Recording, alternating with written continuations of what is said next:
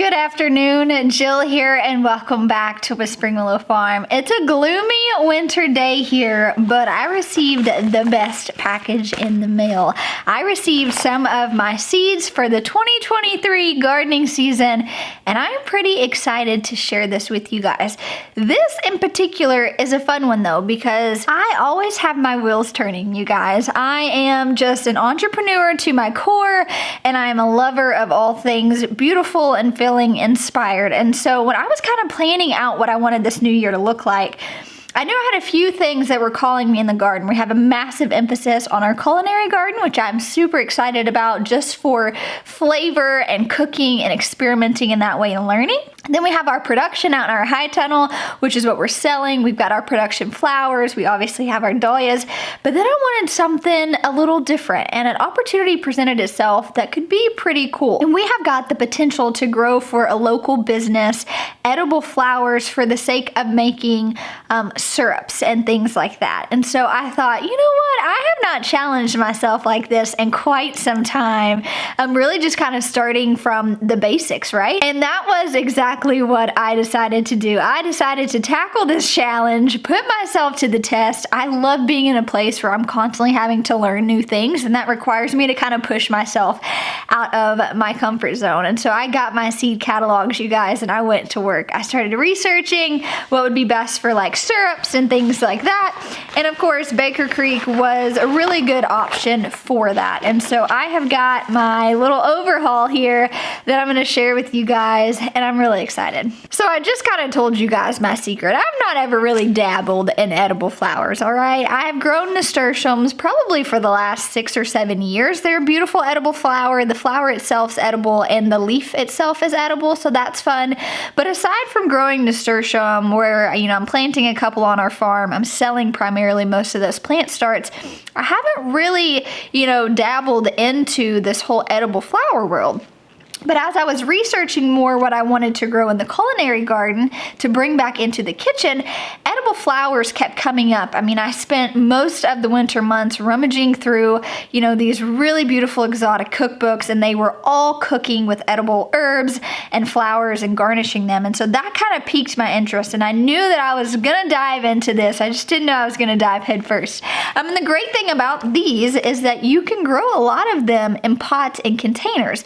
And so primarily these are going to make their way into my cottage garden, but I'm going to be growing these specifically, most of them in pots, terracotta pots, and I think that's going to be a great experiment too, to be able to share with you guys what you can grow in containers. Some of these are going to make their way in my green stalks, and so let's just kind of dive into this. You are going to be filled with color. I can promise you that. This just brightened my day on such a gloomy day, so hopefully it brightens yours too. All right, I have these categorized here, and I cannot wait to share with you all. You will notice a theme. I very much so feel like I went with the theme here, not really knowing it, and then I unboxed these and I was like, oh gosh. So first up, let's start with nasturtium. I did order a couple nasturtium varieties from different companies, Johnny Seeds. If you want to check out that unboxing video, which is all about growing hybrids for production, you can click this link right up here. But here we have a cherry rose jewel, and you can see how absolutely stunning this is. And so this I just thought looked super tropical. I thought it would make a really pretty syrup. Then we have the tiptoe rose, which is also this really beautiful floral pink. And then we have a purple emperor. I mean, check that out, you guys. Is that not spectacular? These just, gosh, they brought me so much joy. But my plan for the nasturtium is to have them on different trellises throughout the cottage garden and the raised bed garden. So those I will not be growing in containers. However, I have grown them in containers in the past, and they were super prolific. So if you are short on space and you don't really have a bunch of that, go grab some pots from the store and grow you some nasturtiums, because they're going to do just great. And then I have here a Asian garden Celosia. Now the funny thing is I grow Celosia as a cut flower. I grow different varieties of this, but when I was rummaging through the Baker Creek seed catalog, I found out that this is grown specifically to make syrups, and you can use that syrup to flavor ice cream, to color all sorts of stuff.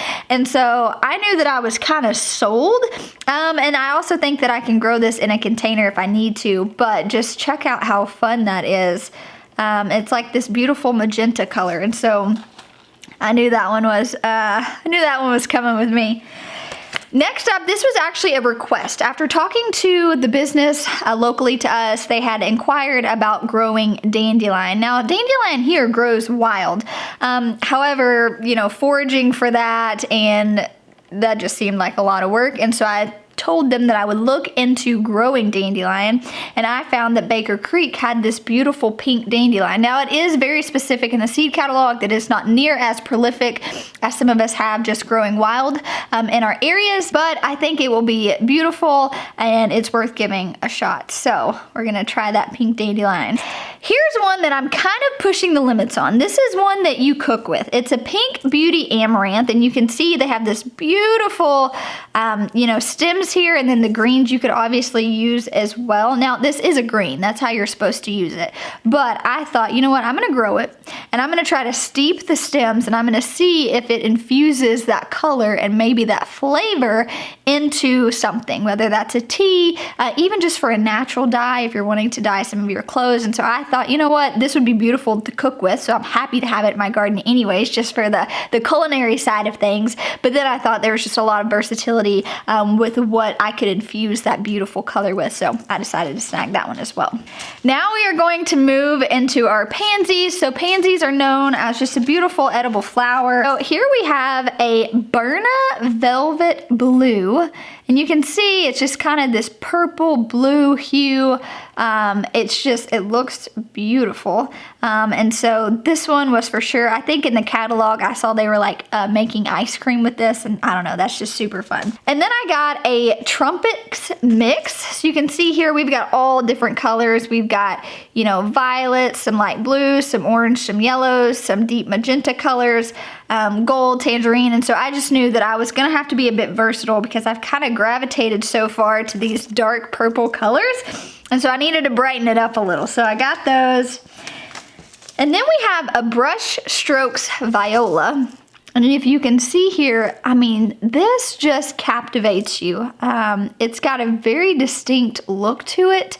And so this is gonna be really fun. The thing with these two is they're kind of cool weather loving. And so I'm planning on starting these earlier in the spring and can maybe be wrapped up with some of these when my hot summer flower productions come on. Then we have this beautiful blue with some lighter streaking on it. You can see kind of in the middle here. I thought that was really stunning.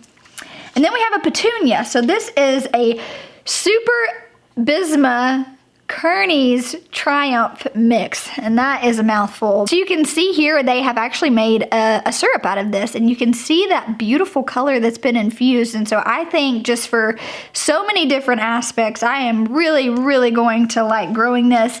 And the reason that I chose a few different ones to grow is so that I can kind of figure out, are the petunias gonna grow the best, are the pansies, are the viola, and really kind of figure out of these edible flowers, which one works best with the climates that I'm growing in. Here we have a butterfly pea. This is called the Blue Queen variety. Super stunning. Now you could also grow sweet peas, which will infuse a lot of beautiful color. However, I have tried to grow sweet peas for probably the last 3 years with no success, and so I was not gonna waste my time on that anymore.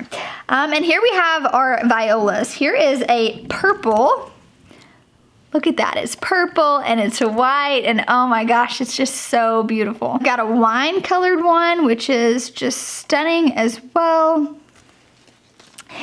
And then you guys, this is the one that stole the show for me, okay? This is the one that I thought, oh my goodness, I don't care what I have to do, I'm going to successfully get a bloom from this. And it's called a Mineola Heart Aqua. And if you guys look at this, I mean, this literally screams island to me. It just looks so beautiful.